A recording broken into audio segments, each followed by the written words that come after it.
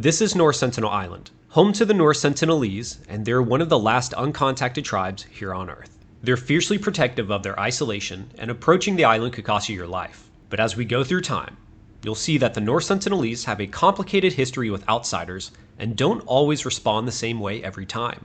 And despite its remoteness, the North Sentinelese have thrived there for an estimated 2,000 to 30,000 years. And while much of their way of life is still a mystery, we know enough to understand this. They want nothing to do with the modern world and wish to remain isolated. So today, we're going to uncover the story of why the North Sentinelese choose a life of extreme isolation and why visitors are no longer welcome to the island. Prior to the 1880s, there's not much recorded history that's been documented about North Sentinel Island, but we could assume there have been previous contacts with outsiders and the Sentinelese, although we don't know whether they were hostile or friendly encounters. The first mentioning of North Sentinel Island was back in 1771, when the crew of the Diligent, which was a hydrographic survey vessel and owned by the East India Company, would spot something on the shore of the small island. British surveyor John Ritchie was aboard the vessel and noted that he saw a multitude of lights upon the shore, but there was no further investigation into the island. And nearly 100 years later, in 1867, Jeremiah Humphrey sailed to North Sentinel Island as he was searching for prisoners who had fled the nearby Andaman Islands. When Humphrey and his crew approached the shore, they saw a group of Sentinelese people fishing with bows and arrows rather than fishing poles. Then, 13 years later in 1880, things would change and curiosity surrounding the island would soon bring new visitors. British naval officer Maurice Vidal Portman would lead an expedition onto North Sentinel Island, as it's the first recorded time in history someone has chosen to land on the island. After searching through the forest and coming across a semi-abandoned camp, Portman and his men found and captured 6 Sentinelese people, an elderly couple, and 4 children. They would then be taken to Port Blair, which is the capital of the Andaman Islands, located roughly 50 kilometers east of North Sentinel Island. And unfortunately, the 2 elders would quickly die of disease, as they were introduced to illnesses they had no immunity to. This would leave only the children left, and Portman would then write in his book, the 4 children were sent back to their homes with quantities of presents. This encounter would have terrified the children and would have given them plenty of stories to tell the tribe. And now imagine this from the Sentinelese's point of view. The strangers arrive, they take your elders and your children, the elders die, and the children return, potentially carrying an invisible death with them. We don't know how the tribe reacted internally, and we can only speculate what could have happened afterwards. Were the children feared by the tribe because of their exposure to outsiders? Or could they have been cast out of the tribe entirely? This is purely speculation, but it's not unreasonable, as they could have been viewed as contaminated by the tribe since they were with the outsiders. The same diseases the elders would have been carrying theoretically would have also been passed on to the children as well. So it's possible that the children would have been separated from the main tribe due to this. It's been seen as a warning that the outside world brings only sickness and loss, and this one event could have completely shaped generations of fear and distrust with the outside world. You can also draw parallels to the isolated and uncontacted tribes in the Amazon rainforest, as they've experienced similar situations with outsiders bringing disease and sickness to them. And now that LiDAR has been scanned all over the Amazon rainforest, it's become apparent that there was possibly a large civilization at one point that's been hidden under the jungle for hundreds, if not thousands of years. Scientists speculate that when the Spanish got to the Amazon, they would end up spreading diseases like smallpox, which would end up obliterating the local population, leaving the remains to be overtaken by the jungle. So there's a common theme here, and it's largely the reason that the North Sentinelese don't want any contact from outsiders, as they could face the same fate as the ancient Amazonians, the Incas, or even the Native Americans in North America. Even though the North Sentinelese have no idea any of these other tribes have ever existed, it's believed that they completely understand the risks of any outsider coming onto the island because of disease, which could lead to their population collapsing in total. Other tribes in the Andaman Islands, like the Great Andamanese, were devastated by exposure to outsiders. Once numbering in the thousands, their population collapsed from smallpox, measles, and influenza. Most of them were killed by sickness, and then they would be removed from their lands and placed in settlements, where many more of them would die. The Sentinelese would remain mostly hostile for the next 100 years, and for good reason. They've been given more than enough reasons to keep outsiders away from them, as it's only brought them harm so far. But that would be until Indian anthropologist Tian Pandit would lead an expedition to North Sentinel Island. He would lead many expeditions from the 1960s up to the 1990s, and during one event in 1967, he would come across a camp of 18 huts, and would indicate that a population of 50 to 60 people were there at that settlement.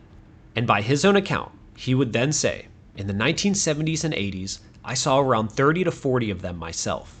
Over the next 30 or so years, he would have mixed results, as sometimes there would be violent encounters with arrows being shot at them, like in the 1974 film Man in Search of Man, where one of the cameramen would end up being shot in the thigh with an arrow, and then other times they would have relatively peaceful visits where they didn't try to attack him. And finally, in 1991, for a reason that's still unknown, they had their first successful contact ever with the North Sentinelese, after trading coconuts by hand. We don't know what made them respond in this way, but it's possible that the team's expeditions over the past 30 years had finally convinced them that they were peaceful and meant no harm.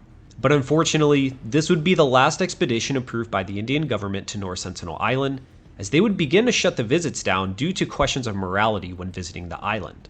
We don't actually know what happened after the expedition in 1991, since they never went back, but it's entirely possible that the members of the North Sentinel tribe could have gotten sick and died in the same way Maurice Vidal Portman did over 100 years prior. This is because they were handing coconuts over to each other with extremely close contact, close enough to spread airborne diseases and pathogens that their bodies simply didn't have the correct antibodies built up for. So it's completely possible that this event would have been yet another case of outsiders bringing in unwanted illnesses to the local population of North Sentinel Island, perhaps leaving them angry and spiteful for the next 30 years. Because as we know, in 2018, missionary John Allen Chau would be killed trying to reach the island. This is pure speculation, but if Tian Pandit's expedition did end up leading to the North Sentinelese becoming sick and dying from more diseases, then it would give an explanation of why they were immediately hostile to John Chau as he reached the island. If the most recent expedition by Tian Pandit went well, it's hard to imagine why they wouldn't have been a little more receptive to someone coming on the island, due to the last visit actually being positive. But at the same time, as far as we know, that was the first time in over 30 years that someone had gone to North Sentinel Island. But it could be as simple as different people are now in charge, and now they kill on sight instead of becoming friendly to outsiders due to a fear of diseases. Now let's think of this in primitive terms. North Sentinel Island is also nearly a perfect place for an isolated tribe to live. So what would a tribe need in order to survive and thrive in its local environment? Number one would be food, and they have plenty of it. As far as we know, the island is rich with sea life for fishing and with other potential food resources like sea turtles, wild boar, reptiles, birds, insects, and edible plants. They've been seen using canoes to spearfish in shallow water, and you could assume that they have a steady supply of coconuts, as they've been given many of them over the years, so it's likely that they've started planting them. Number two, you have water. North Sentinel Island has a tropical climate, and that means regular rainfall. They likely collect rainwater, boil water, or drink from streams that run through the island. And unlike modern humans, their gut microbiome has adapted to this environment, so they can most likely drink from natural resources without any illness. Number three, shelter. The island is heavily forested with lots of resources to make shelters out of. Expeditions have shown huts and small villages being used by the Sentinelese, with one reportedly capable of housing over 60 people in one of the settlements on the island. They theoretically have unlimited resources to make shelters out of, and they have unlimited land on the island, as it's a giant island for only 50 to 400 people. And number four would be safety, and this is perhaps their greatest advantage. The Sentinelese have never had a recorded conflict with any other tribe on the island, and that's because there's no other tribes on the island to begin with. It's only the North Sentinelese.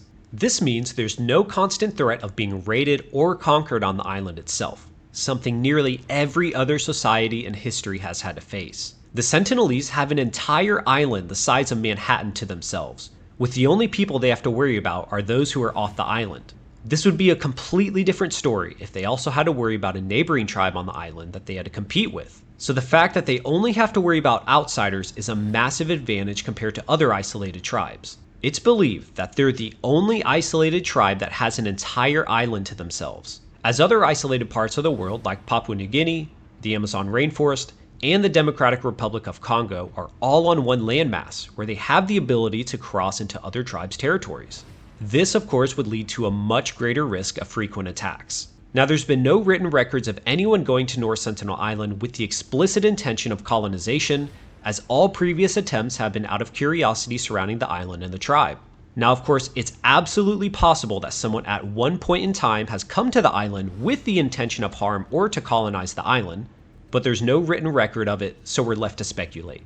And given their hostile nature since Tian Pandit's expedition in 1991, we can still safely assume that they want nothing to do with the outside world. They're clearly content with their way of life, as their set of circumstances arguably couldn't have been better suited for an isolated tribe. The Norse Sentinelese should be left alone in isolation unless they want help, but given the prior circumstances, it seems extremely unlikely. So the Norse Sentinelese will most likely continue to live on the island for the next thousands of years, completely isolated. So I hope you guys enjoyed today's video. As always, I read all the comments, so let me know what you thought of it and what you guys want to see next.